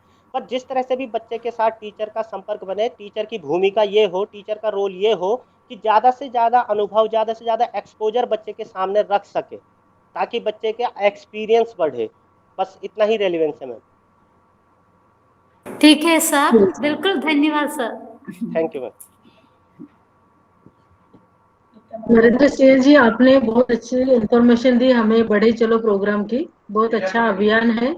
आपने कहा था, लेकिन शैलजा मैडम का जो सवाल था वो बिल्कुल रास्त था। वो उन्होंने कहा कि पैंडेमिक के सिचुएशन में ये कैसे यूजफुल होगा, लेकिन आपने तो कहा था कि अभी लॉकडाउन के पीरियड में सब लोग घर में थे, लेकिन आपने कहा था कि जो बच्चे घर में रहकर जो पढ़ाई किए थे उनको आपने अंक नहीं दिए थे, लेकिन अनुभव दिया था कि जो पेपर आएगा वो उसका रूप इस तरह का होगा, जो क्वेश्चंस आएंगे वो इस तरह के पूछे जाएंगे, और इनके आंसर कैसे भरने हैं। तो वो उत्तर पत्रक भी उनको, मतलब जो चीज परीक्षा केंद्र पर मिलती थी वो सारी चीजें हमने घर पर लेकिन भी उसको उपलब्ध कराई। मॉनिटर कैसे किया फिर आपने? उसको हमने केवल अंकों को हमने आधार नहीं बनाया, क्योंकि कई जगह पे क्या हो जा रहा था कि जो बड़े भाई बहन हैं वो हेल्प कर दे रहे थे। हाँ हाँ। तो हमने उसको आधार नहीं बनाया, लेकिन हमने इस चीज को आधार बनाया कि क्या बच्चे के पास पेपर पहुंचा है। अच्छा। मतलब उसकी सहभागिता को, वो शामिल हुआ है, ये इस पेंडेमिक में हमारे लिए इम्पोर्टेंट रहा। उसके बाद हमने 2-3 चरणों के बाद जो हमारे संकुल प्रभारी हैं आजकल, वो भी टीचर्स हैं, उनके माध्यम से ये संदेश भिजवाने की कोशिश की, एसएमसी वगैरह के माध्यम से, कि अभिभावक मदद करें, लेकिन बच्चे के सॉल्व कर लेने के बाद, पहले नहीं। ओके। तो जो प्रतिभा करने वाले जो बच्चे थे उन्होंने मैथमेटिक्स में ज्यादा प्रतिभा बताई, आपने बताया, एज कम्पेयर टू लैंग्वेज। नहीं, उन्होंने मैट में, मेंटल एबिलिटी टेस्ट, जो non mental verbal ability test है, उसमें बेहतर प्रदर्शन किया। गणित में बहुत खराब किया। तो जो हम जानना चाह रहे थे कि किन चीजों पर ज्यादा ध्यान देने की जरूरत है, तो एक तो बच्चों की गणितीय कौशलों पर ज्यादा ध्यान देने की जरूरत है, और समझ कर पढ़ना। तो अभी ये पढ़े चलो अभियान है, ये कौन सी स्टेट में, अभी आप ही के स्टेट में है? ये स्टेट में तो पूरी तरह से नहीं है मैम। ये हमारे जो डिस्ट्रिक्ट रुद्रप्रयाग है उत्तराखंड में, डिस्ट्रिक्ट रुद्रप्रयाग के डाइट का एक इंटरवेंशन है, और इसके लिए हमें जो मोटिवेशन मिला था वो मंगेश घिल्डियाल डीएम साहब से 2017 में, उनके मोटिवेशन से शुरू किया था। Okay fine, thank you Narendra ji, thank you. जी welcome ma'am, thank you. Thank you, sir. And now we move on to the next paper presenter, Sunita Chaudhary. The paper is the title of the paper, Learner-Centered Approach Towards Development of Metacognitive Skills. आदि संज्ञानात्मक कौशल के विकास की दिशा में शिक्षार्थी केंद्रित दृष्टिकोण। Madam, I request you to present your paper. सम्माननीय बुद्धिजीवी सदस्यों को मेरा प्रणाम। आज इस पवित्र देवभूमि पर इंटरनेशनल कॉन्फ्रेंस में मुझे पेपर प्रेजेंट करने का मौका दिया गया, इसके लिए मैं डीएवी कॉलेज की आभारी हूँ। आज मैं अधिसंज्ञानात्मक कौशल के विकास की दिशा में शिक्षार्थी केंद्रित दृष्टिकोण विषय पर अपना पेपर प्रेजेंट करने जा रही हूँ। अधिसंज्ञानात्मक कौशल के विकास का शिक्षा के क्षेत्र में समकालीन रुझानों के आधार पर विस्तार पूर्वक वर्णन किया गया है। लेखन कार्य में अनुभवजन्य शोधों के वर्तमान निष्कर्षों से परिचित करवाया है। साथ ही शिक्षक प्रक्रिया में अधिसंज्ञानात्मक गतिविधियों के तत्व कार्यान्वयन के महत्व को अंकित किया जा रहा है। मेटाकॉग्निशन एक बहुआयामी निर्माण है जो प्रेरणा जैसी महत्वपूर्ण अवधारणाओं से संबंधित है। वर्तमान विद्यार्थी अपनी सीखने की रणनीति और उपयोग के बारे में अपनी संवेदनशीलता को नियंत्रित नहीं कर पा रहा है, हालांकि उन्हें ऐसा करने के लिए सिखाया जा सकता है। विद्यार्थियों से सीखने की क्षमता का विकास करने के लिए परिस्थितियों को पर्याप्त रूप से कठिन और उत्तेजक बनाया जाना चाहिए, क्योंकि छात्र एक विशेष तरीके से अधिसंज्ञानात्मक रणनीतियों का उपयोग करता है। अधिसंज्ञानात्मक ज्ञान का उपयोग तभी लाभ देता है जब सीखने के कार्यों को एक विषयगत मध्यवर्ती सीमा के भीतर रखा जाए, जिससे आवश्यकताएं बढ़ जाती हैं। जॉन फ्लेवन 1979, जिन्होंने मूल शब्द मेटाकॉग्निशन को दो भागों में विभाजित किया, संज्ञानात्मक ज्ञान और संज्ञानात्मक निगरानी। सामान्य रूप से हम अधिसंज्ञानात्मक को दो चरणों में प्रस्तुत कर सकते हैं। पहले चरण में किसी विशिष्ट कार्य की सफल और सटीक समझ होनी चाहिए और उसी जानकारी को स्वीकार किया जाना चाहिए। दूसरे चरण में समस्या का सही समाधान और उसका सही अनुप्रयोग शामिल होता है। शिक्षा के प्रति एक मंदबुद्धि दृष्टिकोण को हाल ही में देखा जा सकता है, जहां शिक्षा के पहलुओं की विशिष्ट आवश्यकताओं की ओर इशारा किया गया है। उनके अनुरूप सफलता हासिल की जाए, इस तरह छात्र को जिम्मेदारी की भावना का एहसास होगा। अधिसंज्ञानात्मकता का उचित उपयोग शिक्षा में संदिग्ध और अप्रत्याशित संभावनाओं को रेखांकित करने व उनका वर्णन करने की दिशा में निर्विवाद प्रवृत्ति दर्शाता है। अभी हम अधिसंज्ञानात्मक को हम इस प्रकार परिभाषित कर सकते हैं। अधिसंज्ञानात्मकता मेटाकॉग्निशन एक सीखने के कार्य के लिए एक रणनीति की योजना बनाने के लिए पूर्व ज्ञान का उपयोग करने, समस्या को हल करने के लिए आवश्यक कदम उठाने, परिणामों को प्रतिबिंबित करने और मूल्यांकन करने और आवश्यकता अनुसार किसी के दृष्टिकोण को संशोधित करने की क्षमता है। इसे हम परे या शीर्ष पर इसका अर्थ निकाल सकते हैं। मेटाकॉग्निशन आगे हम देखेंगे। मेटाकॉग्निशन को ज्ञान के आधार पर हम 3 भागों में बांट सकते हैं: सामग्री ज्ञान, कार्य ज्ञान और सशर्त ज्ञान। सामग्री ज्ञान यानी घोषणात्मक ज्ञान, जिस ज्ञान की घोषणा की गई हो, जिसको प्राप्त करने की क्षमता हो सके स्टूडेंट्स में। कार्य ज्ञान प्रक्रियात्मक ज्ञान कह सकते हैं, जिसमें कठिनाई का एक स्तर हो जो एक कार्य को करने के लिए हमें प्रभावित कर सके। सशर्त ज्ञान सामरिक ज्ञान, जो जानकारी सीखने के लिए रणनीतियों का उपयोग करने की अपनी क्षमता है। छोटे बच्चे इसमें विशेष रूप से अच्छे नहीं होते हैं। यह तब तक नहीं है जब तक एक छात्र उच्च प्राथमिक विद्यालय में नहीं होते। वे प्रभावी रणनीतियों की समझ को विकास करने के लिए आवश्यक है। मेटाकॉग्निशन को हम 3 घटकों में विभाजित कर सकते हैं: मेटाकॉग्निशन नॉलेज, मेटाकॉग्निटिव रेगुलेशन और मेटाकॉग्निटिव अनुभव। मेटाकॉग्निशन नॉलेज, जिसे हम अवेयरनेस भी कहते हैं, और मेटाकॉग्निशन रेगुलेशन, जो नियंत्रण होना चाहिए। जो भी कार्य या जो भी समस्या हम सीखना चाहते हैं या प्राप्त करना चाहते हैं, उस पर हमारा पूर्ण नियंत्रण होना चाहिए। मेटाकॉग्निशन अनुभव, यह एक वर्तमान समस्या से जुड़ा हुआ होना चाहिए। मेटाकॉग्निशन स्किल्स, ये बहुत ही इम्पोर्टेंट है। यह बहुत महत्वपूर्ण है कि हमें इन 8 पॉइंटों के ऊपर चलना पड़ेगा। मेटाकॉग्निटिव स्किल प्राप्त करने के लिए हमें स्टूडेंट्स को सबसे पहले ये ध्यान करना पड़ेगा कि हमें स्टूडेंट क्या चाहता है। जानिए आप क्या नहीं जानते, स्टूडेंट क्या नहीं जानता है। आप जो करते हैं या नहीं करते हैं, उसके बारे में आप कितने जागरूक हैं। कुछ लोग अपने ज्ञान में अंतराल के बारे में बहुत जागरूक नहीं होते हैं, जो अक्सर अति आत्मविश्वास की ओर ले जाता है। डनिंग-क्रूगर ने इस विषय पर जानकारी प्रदान की है। हमें लगता है कि हम पहले से ही सब कुछ जानते हैं, तो ये संभावना नहीं है कि हम सुधार के लिए तरीकों की तलाश करने के लिए प्रेरित न होंगे। अब दूसरा है हमारा, अपने जीवन के महान लक्ष्य निर्धारित करें। स्टूडेंट्स को अपने जीवन के महान लक्ष्य निर्धारित करने पड़ेंगे। लक्ष्य चुनौतीपूर्ण और यथार्थवादी दोनों होने चाहिए। प्रभावी लक्ष्यों के लिए अन्य युक्तियों में लघु और दीर्घकालीन लक्ष्य निर्धारित करना, कौशल विकास पर अधिक ध्यान केंद्रित करना, संभावित बाधाओं पर विचार करना शामिल है। यदि हम जानते हैं कि हमारे रास्ते में कौन सी बाधाएं आ सकती हैं, तो समय आने पर हमें उन्हें दूर करने के लिए बेहतर ढंग से सुसज्जित कर सकते हैं। तीसरा है हमारा, अपने आप से अच्छे प्रश्न पूछें। अपने आप से मनोवैज्ञानिक रूप से स्मार्ट प्रश्न पूछकर आप हाथ में काम और आगे बढ़ने के सर्वोत्तम तरीके दोनों के बारे में गहराई से सोचने के लिए मजबूर हो जाते हैं। इन प्रश्नों के कुछ उदाहरणों में शामिल है: क्या यह पिछले कार्यों के समान है? मुझे पहले क्या करना चाहिए और अगली बार मैं अगली तरीके से क्या करूंगा? इस प्रकार के प्रश्न स्टूडेंट्स को अपने आप से पूछने चाहिए। चौथा है, ठीक से तैयारी करें। एक वुडमैन के बारे में एक कहानी है जो तैयारी के सार को, महत्व को पूरी तरह से पकड़ती है। एक लकड़हारे से एक बार पूछा गया था, अगर आपके पास एक पेड़ को काटने के लिए सिर्फ 5 मिनट का समय हो तो आप क्या करेंगे? उसने उत्तर दिया, मैं पहले 2.5 मिनट अपने कुल्हाड़ी की धार तेज करने में लगाऊंगा। जैसा कि अलेक्जेंडर पोप ने अपनी 1711 की कविता में एन एस ऑफ क्रिटिसिज्म में लिखा था, मूर्खों की भीड़ वहां होती है जहां स्वर्गदूत चलने से डरते हैं। तैयारी में बिना बताए कुछ मिनट बर्बाद करने से हमें काफी घंटों बचा सकते हैं। अगला है, अपने प्रदर्शन की निगरानी करें। जो समस्या है उसकी निरंतर निगरानी करते रहें।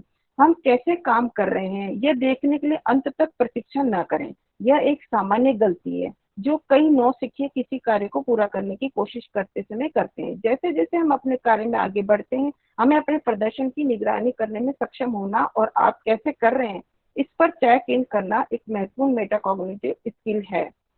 प्रतिक्रिया प्राप्त करने और फिर उसका उपयोग करें। जो कार्य हम कर रहे हैं उसकी प्रतिक्रिया पहले प्राप्त की जाए, फिर उसका उपयोग किया जाए। यानी फीडबैक मांगते समय कई लोग कई गलतियां करते हैं।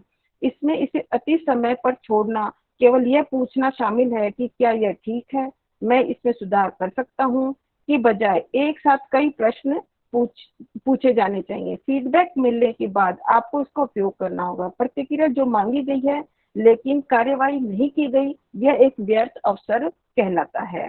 अगला है, हमें एक डायरी को रखना होगा। आपने क्या किया, आप क्या सोच रहे हैं और आपने कैसा महसूस किया, इसकी एक डायरी रखने से छात्र अपनी आत्म जागरूकता का निर्माण करना शुरू कर देंगे और अपने मेटा संज्ञानात्मक कौशल का विकास करेंगे। हो सकता है कि कुछ लोग यह पहली बार में आसान न लगे, लेकिन कुछ समय बाद इसकी हमें आदत हो जाती है। और अंत में हम अंतिम विचार, छात्रों को बेहतर अधिसंज्ञानात्मक तकनीक सिखाने से पहले जीवन कौशल प्रदान होता है, जिससे उन्हें बेहतर ग्रेड प्राप्त करने में मदद मिलेगी। किसी भी कौशल की तरह इसके लिए समय, धैर्य और अभ्यास की आवश्यकता होती है, लेकिन किसी कार्य के प्रत्येक चरण में मेटाकॉग्निटिव कौशल विकसित करने में उनकी मदद करने में सहायता मिलती है। कार्य से पहले इसमें लक्ष्य निर्धारित करना, अच्छी तरह से तैयारी करना, इसी तरह की पिछली स्थितियों के बारे में सोचना शामिल है। कार्य के दौरान इसमें try to conclude your paper. इसमें उनके प्रदर्शन की निगरानी करना और कार्य बाद प्रतिक्रिया मांगना, उस पर कार्रवाई करना, एक डायरी रखना शामिल है। इस प्रकार हमने मेटाकॉग्निटिव स्किल को आपके सामने प्रस्तुत किया। बहुत बहुत धन्यवाद मैडम। Hello Yes. हाँ madam, thank you. Okay. Any questions to the paper presenter? Participants, you can ask your queries. Yes, ma'am. किस तरह metacognition ma'am? Hello, Excuse me, ma'am. May I ask a question? May I ask a question, ma'am? Yes, Shailaja madam, you can ask. Yeah. Here, ma'am had given us a lot of metacognition skills. Okay, कितना तरह metacognition skills are more important to our children, ma'am? Madam, बच्चों के साथ साथ शिक्षकों के लिए भी मेटाकॉग्निशन बहुत आवश्यक है। बिकॉज इसमें हम कोई भी कार्य या कोई भी समस्या लेते हैं, उसके लिए हमें एक रणनीति बनानी पड़ेगी। रणनीति बनाएंगे तभी हम उस समस्या का हल प्राप्त कर सकेंगे और हम अपने उचित हल के पास पहुंच पाएंगे। Okay, ma'am. I hope metacognition regulation and metacognition anubhav are most important. Am I right, ma'am? Yes, most important because ये 2021 में ये एक नया विषय है। ये अधिकतर टीचर्स जानते ही नहीं इसके बारे में, और ये शिक्षकों के लिए भी आवश्यक है कि हमें किस ट्रेंड को अपनाना पड़ेगा पढ़ने के लिए। Okay, ma'am. रणनीतियाँ ओके, थैंक यू। बहुत धन्यवाद मैम। ओके सुनीता मैम, आपका टॉपिक बहुत अच्छा था, मेटाकॉग्निटिव स्किल्स। मुझे ये जानना है कि अपना जो करिकुलम है उसमें क्या चेंजेस चाहिए मेटाकॉग्निटिव स्किल डेवलप करने के लिए? करिकुलम में कुछ बदलाव चाहिए या नहीं, आपके सुझाव से? हाँ, मेरे हिसाब से मैडम, एक तो सृजनात्मकता, क्रिएटिविटी, समायोजन और बच्चों में प्रबंधन शैली को अपनाना चाहिए। जब तक बच्चा प्रबंधन नहीं करेगा पढ़ने के लिए या कोई काम के लिए, तब तक वो सफल नहीं होगा, क्योंकि बहुत ज्यादा टिपिकल हो गया है आज के समाज में बच्चे का सफल होना।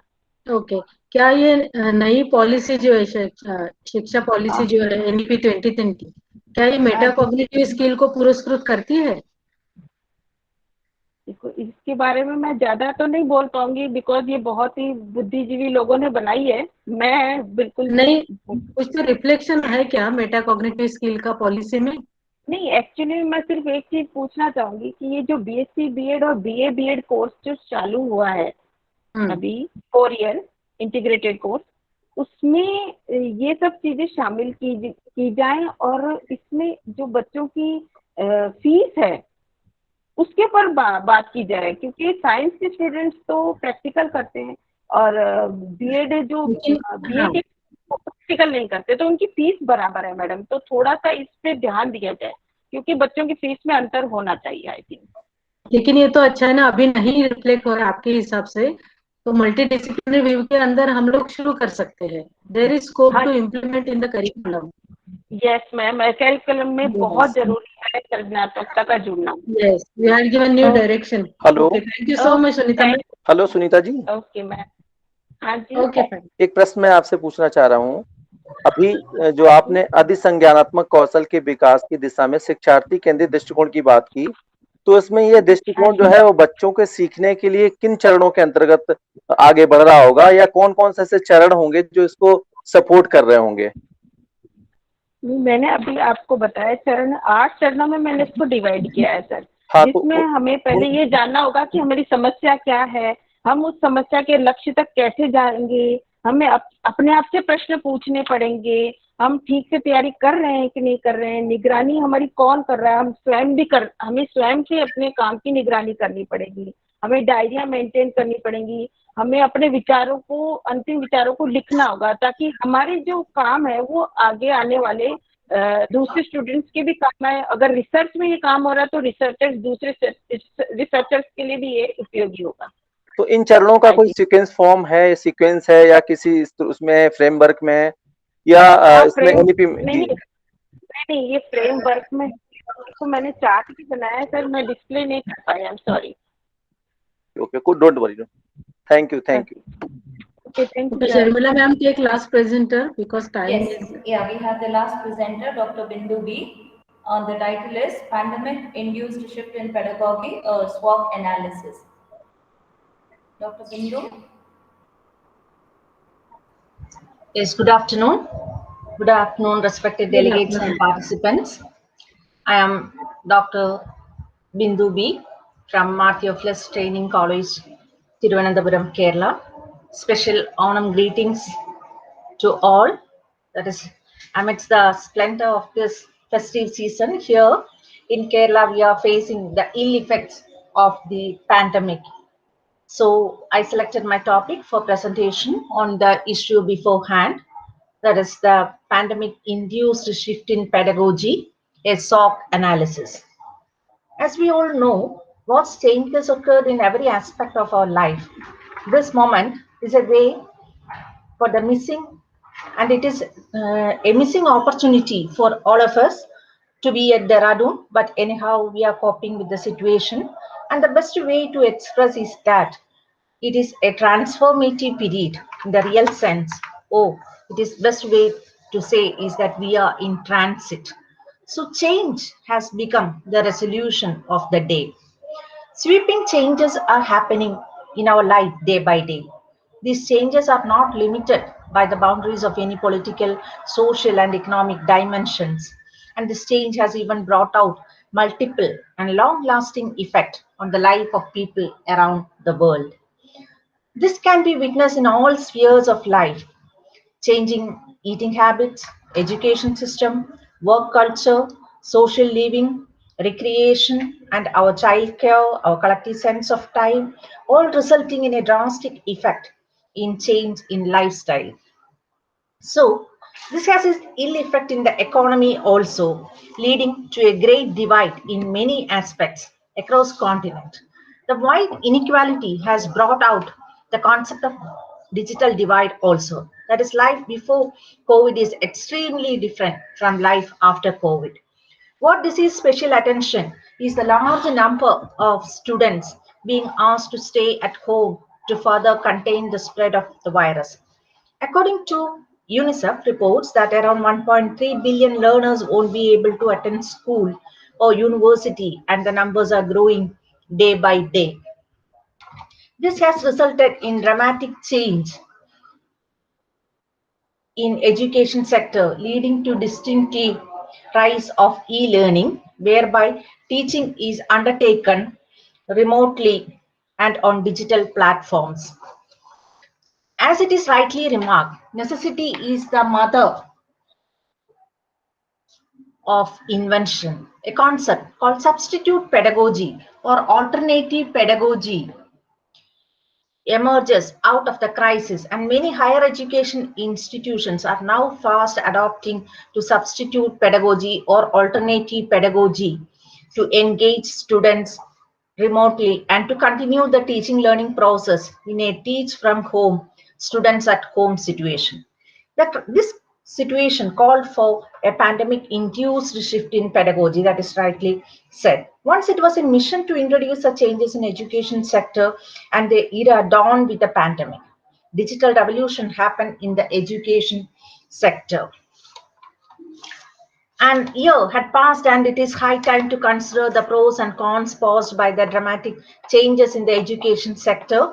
An analysis is to be done through strategic planning method, need to research external and internal factors which affect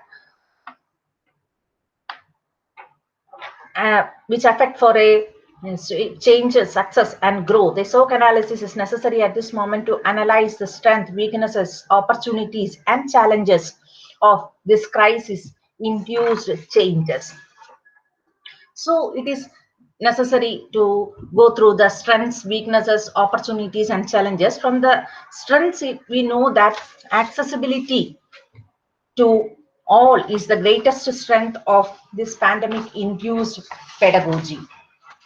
But the accessibility has also its own limitation, and also there is flexibility for and freedom for the learner to choose. That is also a strength, that is transition from conventional teaching to online instruction happened, and the COVID-induced shift in pedagogy has defined the contours of traditional teaching and learning methods. So this is the main strength, but it has its own weaknesses. As I told earlier, the accessibility is a limitation. There exists wide inequality in our economic condition, and it caused the digital divide, as accessibility is limited by the availability of internet connection and the capability to afford such devices. Education has become expensive. That is another point, as a part of the academic administrators and lack of innovative thinking on the part of academic administrators and lack of learner autonomy is there. The problem of digital immigrants, that is another problem that need to be considered in this situation. And moreover, that is the pedagogy that is followed leads to an exam-centric pedagogy in the way that it is now followed in many institutions, as let them continue, the students let them continue with their educational program without wasting a year or lagging a year. So that has created its own difficulties. And another thing is that about the rural-urban disparities that exist in our countries, especially rural area of our country is facing this problem in an acute manner. And with regard to the third one, that is opportunities, it maximizes the strength and our opportunity is to maximize the strength and minimize the weaknesses. We are creating very enthusiastic teachers and making use of every opportunity to utilize web resources, especially our new generation has made the e-learning possibilities increase. Opportunities there to train with educational institution of high standard, the foreign universities, and to avail the facilities. And with regard to challenges, we have to adopt multiple mediums, we have to adopt. Then it is a social injustice, we can say, that is there because the education. Madam, please conclude your paper. Please conclude. Okay. Technical knowledge and economic conditions of the family. And another challenge is that the public education system we started in India with a welfare motive, and that is because it is ours a democratic government, so it is facing challenges. Then there are, with regard to social relations, we are having challenges, that is socialization is the main purpose of schooling, and that is a challenge. Online education, and students are getting addicted to internet. From the student point of view, that is another challenge. And also from the last learning domains, certain domains, that is affective domain and psychomotor domain, is not getting effective control on this online platform. What I would like to convey is that every storm of catastrophe is carried with it seeds of opportunity. In the sometimes opportunity comes in the form of misfortune also. Even in times of adversity, we should make use of the next best alternative. That is what is happening today. So the rooms for innovation should be opened up in the field of education, and we should join hands in the march towards progress. Thank you. Yes, Dr. Bindu has presented her paper, and the participants, you are open, the platform is open for discussion. You can ask any questions related to the topic.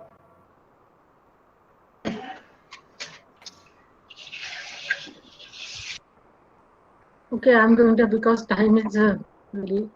So Bindu, your paper title was very good. Your topic is very relevant.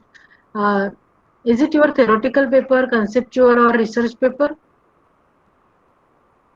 Theoretical. Theoretical. Your Yes, own experience. Your own experience, I think. Yes, it's your only own observation. Yes, my own observation.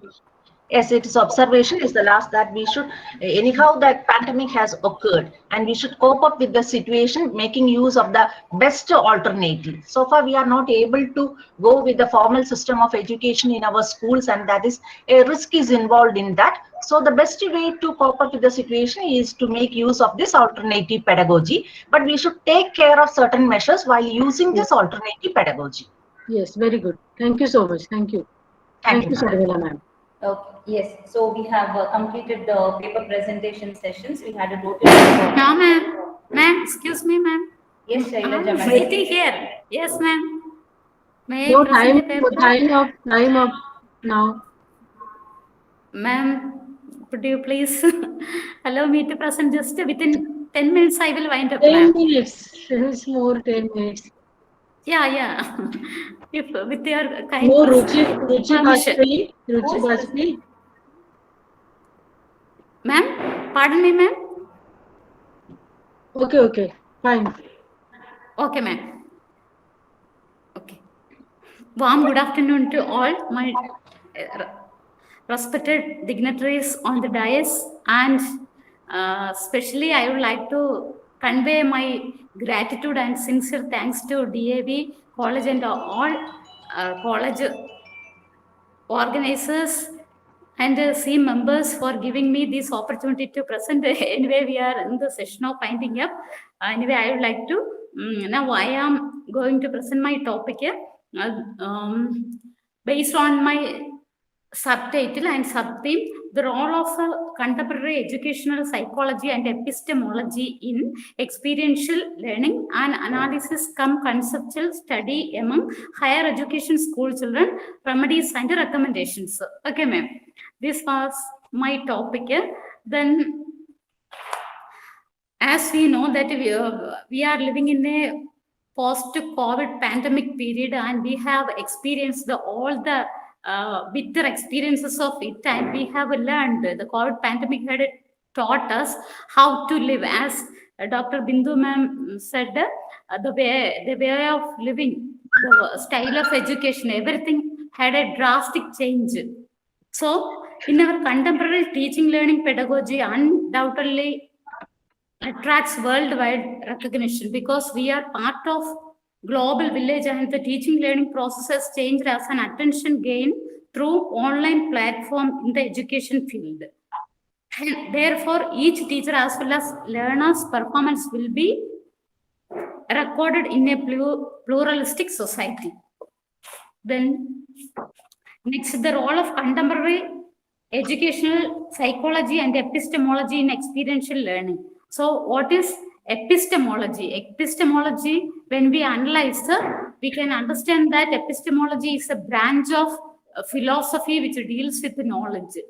And it is emerged out from two Greek words, epistem and logos. Epistem means knowledge or understanding or acquisition, and logos means argument or reason. Okay, ma'am. Then Plato, Kant, these philosophers have their own epistemological knowledge. Then when we are related with this educational psychology, it deals with the behavior of the learner, and it is a positive science.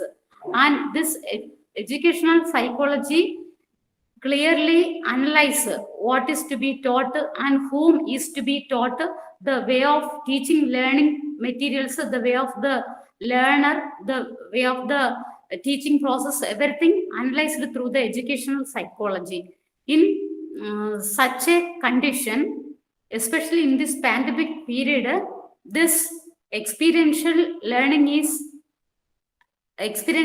have a more importance, and experiential learning have a more relevance, because more than 1.5 years, we all, including the students, are shut down in the four walls of our house, and it provided to them a lot of opportunity to create a number of talents based on their own experiences. So that okay, madam, please conclude your. Okay, then let me conclude my topic. Only through this educational psychology and only through experiential learning, we must have to focus the students' experiences, and as a teacher, we too have to instill and boost a lot of experienced learning to our students, because a good teacher's characteristics will be attracted by the students. So we have to instill them and boost them a lot of philosophical, value oriented teachings to our students. Then it will be fruitful to our children, and thereby we can create a globally performed, globally expected, well and eminent students. Okay, ma'am, I'm concluding my topic. Thank you all. Yes, fine. Within this. So my one question only: how experiential learning useful in online teaching learning process? Yeah, it is very useful. As far as online platforms are concerned, lots of classes are available via YouTube, WhatsApp, Google Meet, Zoom meeting, and so on. So while we are attending these classes, some students have bitter experience. Those who are living in remote areas, sometimes poor net connectivity will affect their classes. Then they are learning a bitter experiences through these experiences. Learning, and similarly through their sense perception, they are perceiving lots of knowledge and information. Okay, ma'am. Thank you so this much. is where they can very good. Improve a lot. Yes. Thank you so much, ma'am. Yes, we are at the end of concluding this Yes, session. ma'am. Sharmila ma'am, please, fast. Yeah, we are at the end of this session, and I request Dr. Madhuri, our chairperson, to give your concluding remarks. So first, I would like to say thank you so much for the organizer for organizing such a nice event, international conference, nice team, nice topic. And in this session, total 9 presentation, and all paper presenters have presented their paper very well. All topics very nicely covered. Metacognitive skills, theories, and all the new practices and new schemes that very well explained and very well presented. So congratulations to all paper presenter from my side. And again, thank you, ma'am. I would like to say thank you so much for giving me opportunity. Thank you so much. Thank you so much, ma'am, for your nicest presentation and motivation. Yes. Thank you so much, ma'am. Thank you. Thank you, ma'am. Thank you. Sharmila ma'am. Yes, for thank nice you, Dr. coordination. Madhuri. Thank you, Dr. Madhuri, and all the participants. And I also thank for giving me this an opportunity to be the co-chair of this session. Thank you, one and all. Thank you.